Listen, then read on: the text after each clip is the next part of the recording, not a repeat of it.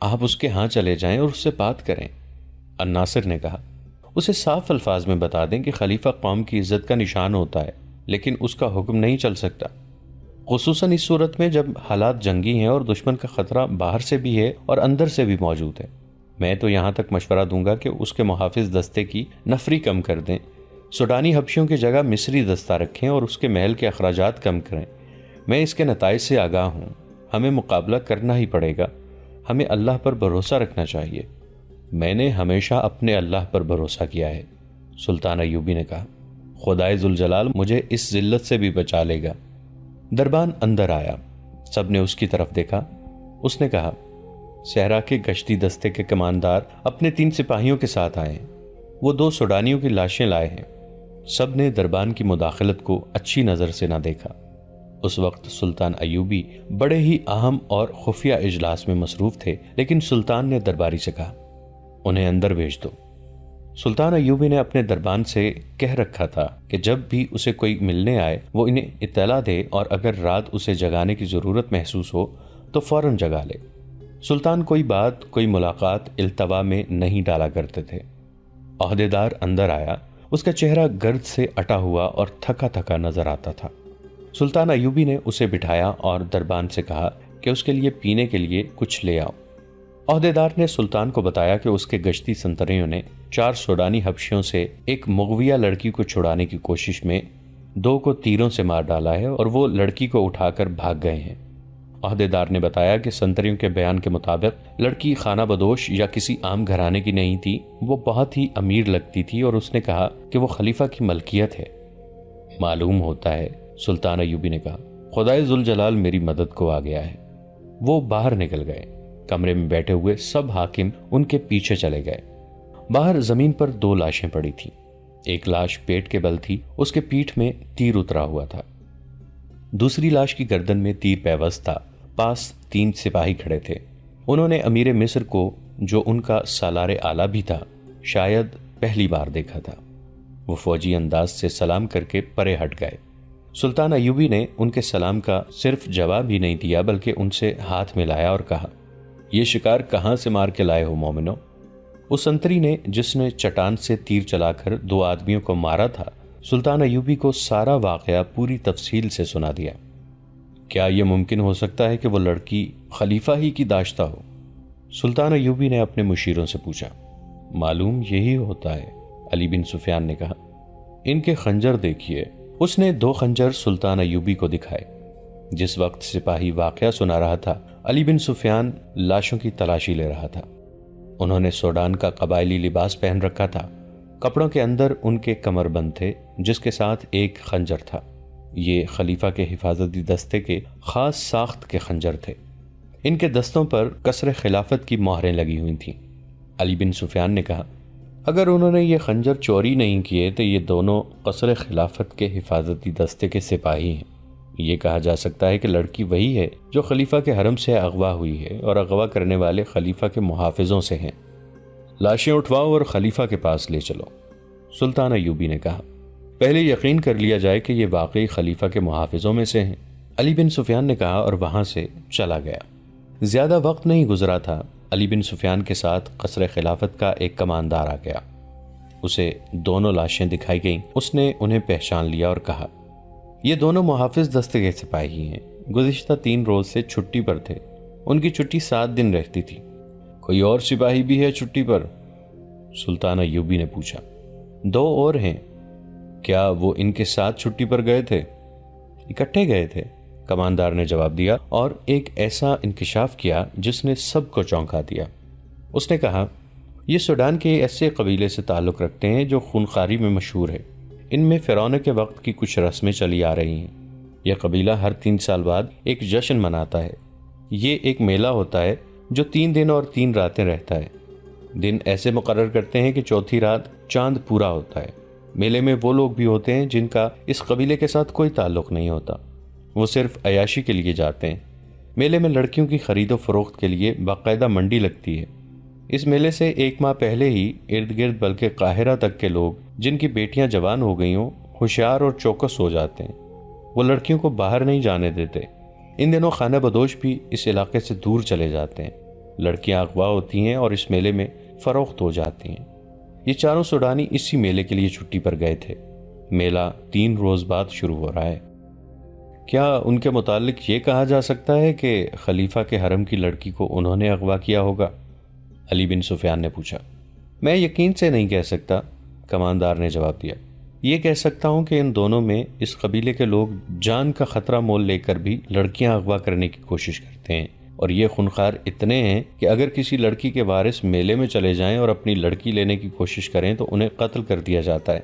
لڑکیوں کے گاہکوں میں مصر کے امیر، وزیر اور حاکم بھی ہوتے ہیں۔ میلے میں ایسے عارضی بہانے بھی کھل جاتے ہیں جہاں جوا، شراب اور عورت کے شدائی دولت لٹاتے ہیں۔ اس جشن کی آخری رات بڑی پراسرار ہوتی ہے۔ کسی خفیہ جگہ ایک نوجوان اور غیر معمولی طور پر حسین لڑکی کو قربان کیا جاتا ہے۔ یہ کسی کو بھی معلوم نہیں کہ لڑکی کو کہاں اور کس طرح قربان کیا جاتا ہے۔ یہ کام ان کا ایک مذہبی پیشوا، جسے حبشی خدا بھی کہتے ہیں، وہ کرتا ہے۔ اس کے ساتھ بہت تھوڑے سے خاص آدمی اور 4-5 لڑکیاں ہوتی ہیں۔ لوگوں کو لڑکی کا کٹا ہوا سر اور خون دکھایا جاتا ہے، جسے دیکھ کر یہ قبیلہ پاگلوں کی طرح ناچتا اور شراب پیتا ہے۔ خلیفہ نے محافظ دستے کا ناک میں دم کر رکھا تھا۔ تمام تر محافظ دستہ دھوپ میں کھڑا تھا۔ سورج غروب ہونے میں کچھ دیر باقی تھی۔ اس دستے کو صبح کھڑا کیا گیا تھا۔ کمانداروں اور عہدیداروں کو بھی کھانے کی اجازت دی گئی تھی، نہ پانی پینے کی۔ رجب بار بار آتا اور اعلان کرتا تھا کہ لڑکی محافظوں کی مدد کے بغیر اغوا نہیں کی جا سکتی تھی۔ جس کسی نے اغوا میں مدد کی ہے وہ سامنے آ جائے، ورنہ تمہیں یہیں بھوکا اور پیاسا مار دیا جائے گا۔ اگر لڑکی خود باہر گئی تو تم میں سے کسی نہ کسی نے ضرور دیکھی ہوگی۔ ان دھمکیوں کا کچھ اثر نہیں ہو رہا تھا۔ سب کہتے تھے کہ وہ بے گناہ ہے۔ خلیفہ رجب کو ٹکنے نہیں دے رہا تھا۔ اس نے رجب سے کہا تھا، مجھے لڑکی کا افسوس نہیں، پریشانی یہ ہے کہ جو اتنے کڑے پہرے سے لڑکی کو اغوا کر سکتے ہیں وہ مجھے بھی قتل کر سکتے ہیں۔ مجھے یہ ثبوت چاہیے کہ لڑکی کو صلاح الدین نے اغوا کرایا ہے۔ رجب نے ہی اغوا کا بہتان سلطان ایوبی کے سر تھوپا تھا، مگر خلیفہ اسے کہہ رہا تھا کہ ثبوت لاؤ۔ رجب ثبوت کہاں سے لاتا؟ اس کی جان پر بن گئی تھی۔ وہ ایک بار پھر محافظ دستے کے سامنے گیا۔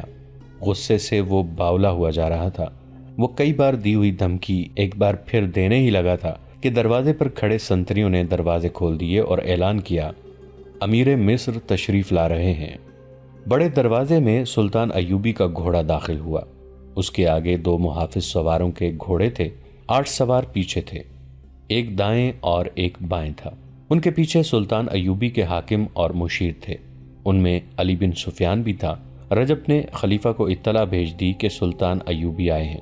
سب نے دیکھا کہ سلطان ایوبی کے اس جلوس کے پیچھے 4 پہیوں والی ایک گاڑی تھی جس کے آگے 2 گھوڑے جتے ہوئے تھے۔ گاڑی پر 2 لاشیں پڑی تھیں، ایک سیدھی، دوسری الٹی۔ تیر ابھی تک لاشوں میں اترے ہوئے تھے۔ ان لاشوں کے ساتھ 2-3 شتر سوار تھے جنہوں نے ان حبشیوں کو مارا تھا۔ خلیفہ باہر آ گیا۔ سلطان ایوبی اور اس کے تمام سوار گھوڑوں سے اترے۔ سلطان ایوبی نے اسی احترام سے خلیفہ کو سلام کیا جس احترام کا وہ حقدار تھا۔ جھک کر اس سے مصافحہ کیا اور اس کا ہاتھ چوما۔ مجھے آپ کا پیغام مل گیا تھا کہ میں آپ کے حرم کی لڑکی واپس کر دوں، سلطان ایوبی نے کہا۔ میں آپ کے 2 محافظوں کی لاشیں لایا ہوں۔ یہ لاشیں مجھے بے گناہ ثابت کر دیں گی، اور میں حضور کی خدمت اقدس میں یہ گزارش کرنا ضروری سمجھتا ہوں کہ صلاح الدین ایوبی تو آپ کی فوج کا سپاہی نہیں ہے۔ جس خلافت کی آپ نمائندگی کر رہے ہیں وہ اس کا بھیجا ہوا ہے۔ خلیفہ نے صلاح الدین ایوبی کے تیور بھانپ لیے۔ اس فاطمی خلیفہ کا ضمیر گناہوں کے بوجھ سے کرراہ رہا تھا۔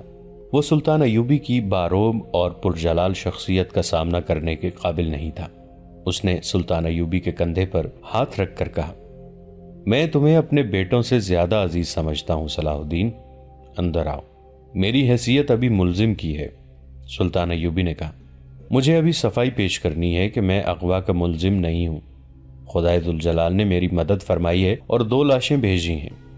یہ لاشیں بولیں گی نہیں، ان کی خاموشی اور ان میں اترے ہوئے تیر گواہی دیں گے کہ صلاح الدین ایوبی اس جرم کا مجرم نہیں جو قصر خلافت میں سرزد ہوا ہے۔ میں جب تک اپنے آپ کو بے گناہ ثابت نہ کر لوں اندر نہیں جاؤں گا۔ وہ لاشوں کی طرف چل پڑے۔ خلیفہ کھچا ہوا ان کے پیچھے پیچھے گیا۔ تھوڑی دور 450 نفری کا محافظ دستہ کھڑا تھا۔ سلطان ایوبی نے لاشیں اٹھوا کر اس دستے کے سامنے رکھ دیں اور بلند آواز سے کہا، 8 سپاہی آگے آؤ اور لاشوں کو دیکھ کر بتاؤ کہ یہ کون ہیں۔ پہلے کماندار اور عہدیدار آئے۔ انہوں نے لاشیں دیکھ کر ان کے نام بتائے اور کہا، یہ ہمارے دستے کے سپاہی تھے۔ ان کے بعد 8 سپاہی آئے۔ انہوں نے بھی لاشوں کو دیکھ کر کہا کہ یہ ان کے ساتھی تھے۔ 8 اور سپاہی آئے، پھر 8 اور آئے، اسی طرح 8 سپاہی آتے رہے اور بتاتے رہے کہ یہ لاشیں ان کے فلاں فلاں ساتھیوں کی ہیں۔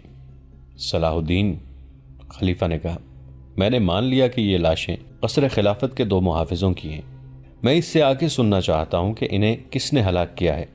صلاح الدین نے اس گشتی سنتری سے جس نے انہیں ہلاک کیا تھا کہا کہ اپنا بیان دہرائے۔ اس نے سارا واقعہ خلیفہ کو سنا دیا۔ وہ ختم کر چکا تو سلطان ایوبی نے خلیفہ سے کہا، لڑکی میرے پاس نہیں لائی گئی، وہ سوڈانی حبشیوں کے میلے میں فروخت ہونے کے لیے گئی ہے۔ خلیفہ کھسیانا ہوا جا رہا تھا۔ اس نے سلطان ایوبی سے کہا کہ وہ اندر چلے۔ سلطان ایوبی نے اندر جانے سے انکار کر دیا اور کہا، میں اس لڑکی کو زندہ یا مردہ برآمد کر کے آپ کے حضور حاضری دوں گا۔ ابھی میں اتنا ہی کہوں گا کہ حرم کی ایک ایسی لڑکی کا اغوا جو تحفے کے طور پر آئی تھی اور جو آپ کی منکوحہ بیوی نہیں داشتہ تھی، میرے لیے ذرہ بھر اہمیت نہیں رکھتی۔ خداوند نے مجھے اس سے اہم فرائض سونپے ہیں۔ میری پریشانی یہ نہیں کہ ایک لڑکی اغوا ہوئی ہے۔ خلیفہ نے کہا، اصل پریشانی یہ ہے کہ اس طرح لڑکیاں اغوا ہونے لگیں تو ملک میں قانون کا کیا حشر ہوگا، اور میری پریشانی یہ ہے کہ سلطنت اسلامیہ اغوا ہو رہی ہے۔ سلطان ایوبی نے کہا، آپ زیادہ پریشان نہ ہوں، میرا شعبہ سراغ رسانی لڑکی کو برآمد کرنے کی پوری کوشش کرے گا۔ خلیفہ سلطان ایوبی کو ذرا پرے لے گیا اور کہا، صلاح الدین، میں ایک عرصے سے دیکھ رہا ہوں کہ تم مجھ سے کھچے کھچے رہتے ہو۔ میں نجم الدین ایوب یعنی سلطان ایوبی کے والد محترم کا بہت احترام کرتا ہوں، مگر تمہارے دل میں میرے لیے ذرہ بھر احترام نہیں، اور مجھے آج بتایا گیا ہے کہ جامع مسجد کے خطیب امیر العالم نے یہ گستاخی کی ہے کہ خطبے سے میرا نام ہٹا دیا ہے۔ مجھے رجب نے یہ بتایا ہے کہ میں اسے اس گستاخی کی سزا دے سکتا ہوں۔ میں تم سے پوچھنا چاہتا ہوں کہ اس نے تمہاری شہ پر تو ایسا نہیں کیا؟ میری شہ پر نہیں، میرے حکم پر اس نے خلیفہ کا نام خطبے سے حذف کیا ہے۔ سلطان ایوبی نے کہا، صرف آپ کا نام نہیں بلکہ ہر اس خلیفہ کا نام خطبے سے ہٹا دیا گیا ہے جو آپ کے بعد آئے گا اور جو اس کے بعد آئے گا۔ کیا یہ حکم فاطمی خلافت کو کمزور کرنے کے لیے جاری کیا گیا ہے؟ خلیفہ نے پوچھا، مجھے شک ہے کہ یہاں عباسی خلافت لائی جا رہی ہے۔ حضور بہت بوڑھے ہو گئے ہیں۔ سلطان ایوبی نے کہا، قرآن نے شراب کو اسی لیے حرام کیا ہے کہ اس سے دماغ معاف ہو جاتا ہے۔ سلطان نے ذرا پسیج کر کہا۔ سلطان نے کہا، میں نے فیصلہ کیا ہے کہ کل سے آپ کے محافظ دستے میں رد و بدل ہوگا اور رجب کو میں واپس لے کر آپ کو نیا کماندار دوں گا، لیکن میں رجب کو یہیں رکھنا چاہتا ہوں۔ خلیفہ نے کہا، میں حضور سے درخواست کرتا ہوں کہ فوجی معاملات میں دخل دینے کی کوشش نہ کریں۔ سلطان ایوبی نے کہا اور علی بن سفیان کی طرف متوجہ ہوا جو 5 حبشی محافظوں کو ساتھ لیے آ رہا تھا۔ یہ 5 اسی قبیلے سے تعلق رکھتے ہیں۔ علی بن سفیان نے کہا، میں نے اس دستے سے مخاطب ہو کر کہا کہ اس قبیلے کے کوئی آدمی یہاں ہوں تو باہر آ جائیں۔ یہ 5 صفوں سے باہر آ گئے۔ ان کے متعلق مجھے ان کے کماندار نے بتایا ہے کہ پرسوں سے چھٹی پر جا رہے تھے۔ میں انہیں اپنے ساتھ لے جا رہا ہوں، لڑکی کے اغوا میں ان کا ہاتھ ہو سکتا ہے۔ صلاح الدین ایوبی نے رجب کو بلا کر کہا، کل یہاں دوسرا کماندار آ رہا ہے، آپ میرے پاس آ جائیں گے، میں آپ کو منجنیکوں کی کمان دینا چاہتا ہوں۔ رجب کے چہرے کا رنگ بدل گیا۔ ارارا کو گھوڑے پر ڈالے ہوئے جب وہ 2 حبشی اتنے دور نکل گئے جہاں انہیں تعقب کا خطرہ نہ رہا تو انہوں نے گھوڑے روک لیے۔ لڑکی ایک بار پھر آزاد ہونے کو تڑپنے لگی۔ حبشیوں نے اسے کہا کہ اس کا تڑپنا بیکار ہے، اب اگر اسے وہ آزاد بھی کر دیں تو وہ اس ریگستان سے زندہ نہیں نکل سکے گی۔ انہوں نے یہ بھی وعدہ کیا کہ وہ اسے بے آبرو نہیں کرنا چاہتے۔ اگر ان کی نیت ایسی ہوتی تو وہ اس کے ساتھ وحشیوں جیسا سلوک کر چکے ہوتے۔ ارارا حیران تھی کہ انہوں نے اسے اب تک چھیڑا بھی نہیں تھا۔ انہیں تو جیسے احساس ہی نہیں تھا کہ اتنی دلکش لڑکی ان کے رحم و کرم پر ہے۔ ان میں سے ایک نے، جو مارا جا چکا تھا، مرنے سے پہلے اس کے سامنے گھٹنوں کے بل بیٹھ کر التجا کی تھی کہ وہ تڑپ تڑپ کر اپنے آپ کو اذیت میں نہ ڈالے۔ ارارا نے ان سے پوچھا اسے کہاں لے جایا جا رہا ہے، تو اسے جواب دیا گیا کہ وہ اسے آسمان کے دیوتا کی ملکہ بنانے کے لیے لے جا رہے ہیں۔ انہوں نے لڑکی کی آنکھوں پر پٹی باندھ دی اور اٹھا کر گھوڑے پر بٹھا دیا۔ اس نے آزاد ہونے کی کوشش ترک کر دی۔ اس نے دیکھ لیا تھا کہ یہ کوشش بے سود ہے۔ گھوڑے چل پڑے اور ارارا ایک حبشی کے آگے گھوڑے پر بیٹھی ہچکولے کھاتی رہی۔ ایک جگہ رک کر اس کے منہ میں پانی ڈالا گیا اور گھوڑے چل پڑے۔ بہت دیر بعد خنکی سے ارارا نے محسوس کیا کہ رات ہو گئی ہے۔ گھوڑے رک گئے۔ اس وقت تک اس نازک لڑکی کا جسم مسلسل گھڑ سواری سے ٹوٹ چکا تھا۔ دہشت سے اس کا دماغ بیکار ہو گیا تھا۔ اسے گھوڑے رکتے ہی اپنے ارد گرد 3-4 مردوں اور 3 عورتوں کی ملی جلی آوازیں سنائی دینے لگیں۔ یہ زبان اس کی سمجھ سے بالا تھی۔ یہی حبشی راستے میں اس کے ساتھ عربی زبان میں باتیں کرتے تھے۔ ان کا لہجہ عربی نہیں تھا۔ ابھی اس کی آنکھوں سے پٹی نہیں کھولی گئی تھی۔ اس کی تو جیسے زبان بھی بند ہو گئی تھی۔ اسے کسی نے اٹھا کر کسی نرم چیز پر بٹھا دیا۔ یہ پالکی تھی۔ پالکی اوپر کو اٹھی اور اس کا ایک اور سفر شروع ہو گیا۔ اس کے ساتھ ہی دف کی ہلکی ہلکی گونج اور تھاپ سنائی دینے لگی اور عورتیں گانے لگیں۔ اس گانے کے الفاظ تو وہ نہ سمجھ سکتی تھی۔ اس کی لے میں جادو کا اثر تھا۔ یہ اثر ایسا تھا جس نے ارارا کے خوف میں اضافہ کر دیا، لیکن اس خوف میں ایسا تاثر بھی پیدا ہونے لگا جیسے اس پر نشہ یا خمار طاری ہو رہا ہے۔ رات کی خنکی خمار میں لذت سی پیدا کر رہی تھی۔